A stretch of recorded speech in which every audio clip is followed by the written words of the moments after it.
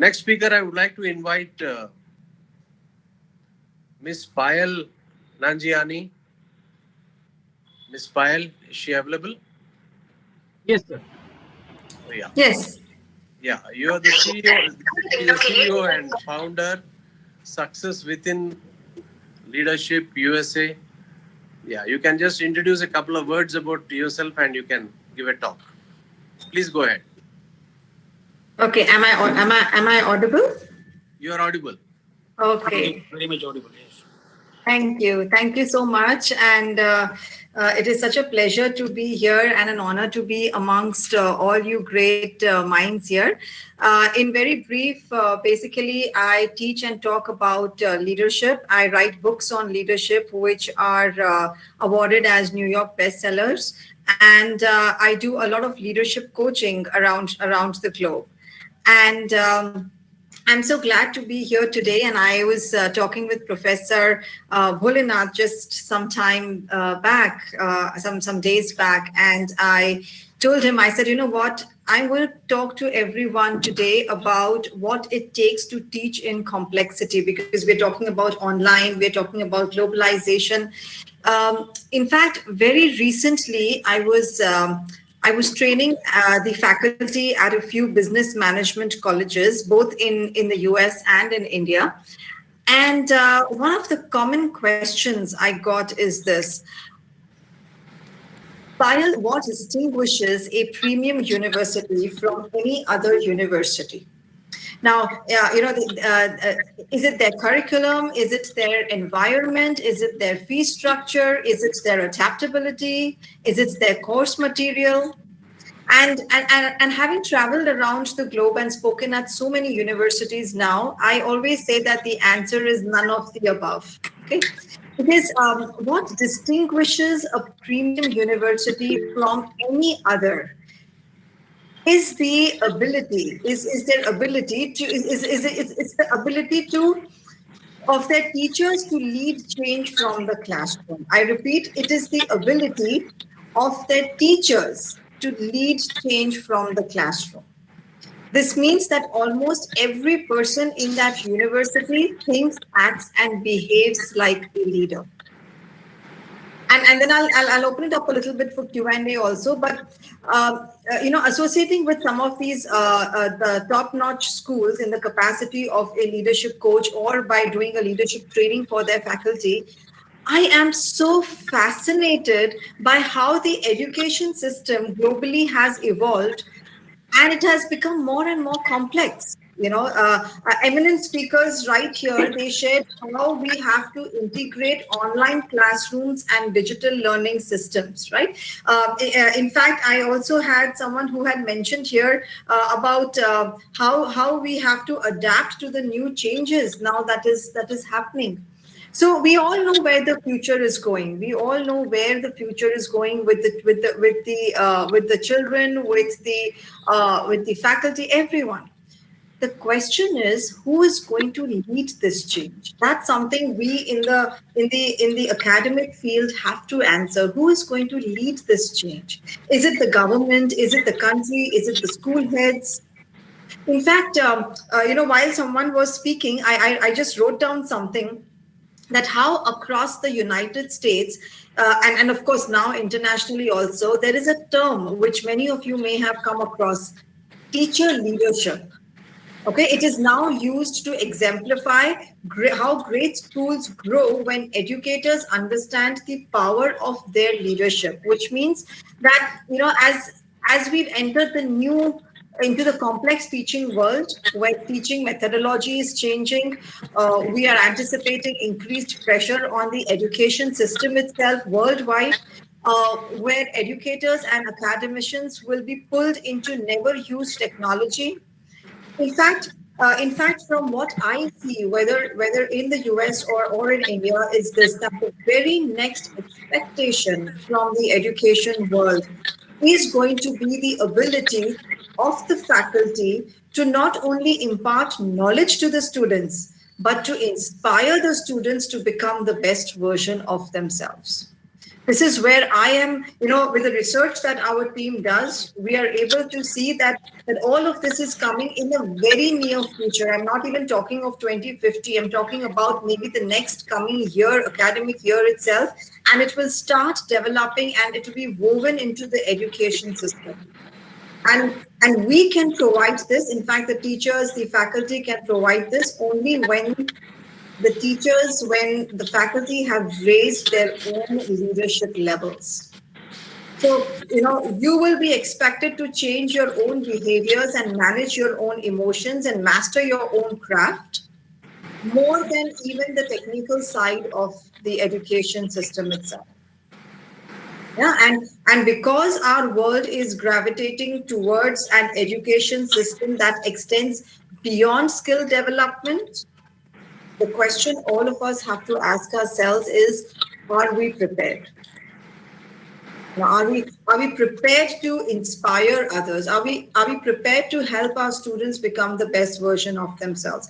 Are we acting in the capacity of great leader every day when we show up at our university? Because I again repeat, that's what really distinguishes any university from each other. Where you are on that scale is depending on your entire faculty of how they think, act, and behave. So if I was to conclude this and then open it up for a little Q&A, I would say that one of the things during my leadership workshops at schools, at universities or schools, as we call it here in the US, this is what I would say, that leadership is the foundation of any university. Leadership is not found in position or titles or inside the classroom. Leadership is found inside of you, how you show up Yes, sir. online and offline. No problem, sir. Is what defines you as a leader and then as a teacher. So, I always say consider No problem, education sir. as a No state problem. of mind. You can How you introduce keep that up during your this state of pandemic, mind will we also would ultimately like to determine know, the state as of all your are under classroom, stress, the state teachers of and your school, so I want to and just the take a different country view at and talk on a large. So, topic which keeping will all motivate these or like that perspectives you can together, introduce and you can how start. are we That training would be good. ourselves to become leaders in our classroom Yes, sir. first, Yes, sir. and then bring that change outside of the classroom into our universities, Yes, sir. You can into the tell me. lives I'll of show the it, sir. people, and then into the Okay, country sir. itself? And I think that changes our entire perspective when we Sir, think he is announcing the of name of and education I down the would line. When we talk about global education, when we talk foreign. about education of how it's going to Foreign we look in have 2050, still I 3 think minutes. what it takes is changing ourselves right Till now, 10 to 30 making minutes. sure that we are leading the change, because if we don't lead the change, it's quite possible Yes, that the sir. Yes, change sir. will begin to lead us, and that's not a very pleasant one for so many of us. In fact, here's something someone had asked in here: how can we better take up entrepreneurship? We can better take up entrepreneurship because, and especially here now, I'm seeing in India, there is so much of focus on entrepreneurship, so much of focus coming up onto entrepreneurship. The way we can do this better is by making sure that we begin to train our students to think as a leader first, because every entrepreneur is a leader first. So are we giving them those I've spoken at so many MBA and management universities now in India about specifically about entrepreneurship, specifically about leadership, so that they can grow. And all what it needs is how we as educators imbibe that leadership inside of us. So thank you so much for having me here, for listening to my views, and I would love to open it up for any Q&As that you would like to have on this.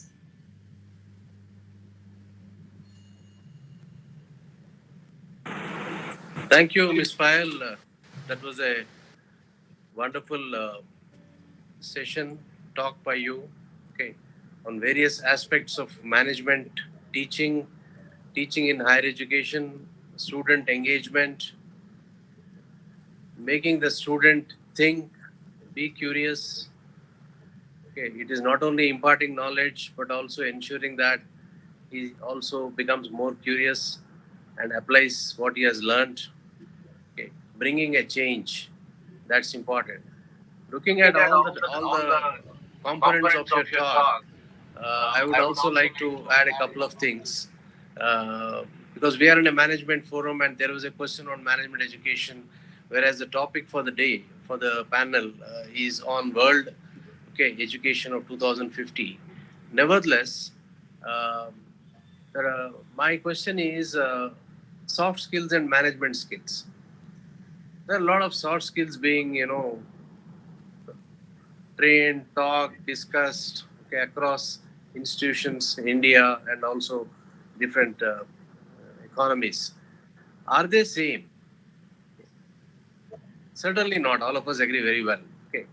So it's time that the management educators, the professors of management, the advocates of management bring in that clarity that planning, organizing, staffing, delegating, controlling, directing, innovating, strategy, innovation is not communication, is not attitude, is not interpersonal skills.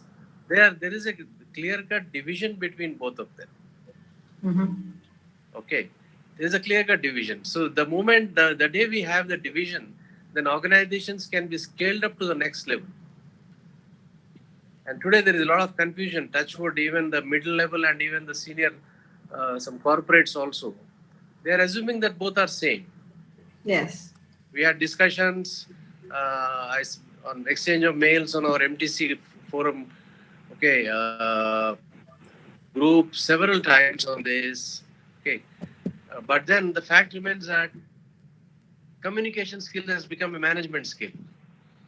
Okay, how can it be? Communication is a common trait, the only way to success and progress in life for everyone, right from age 5 to a retired person.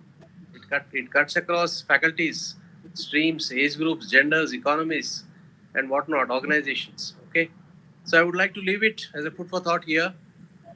Okay. And anything further on this, certainly we'll take up towards the end of this panel.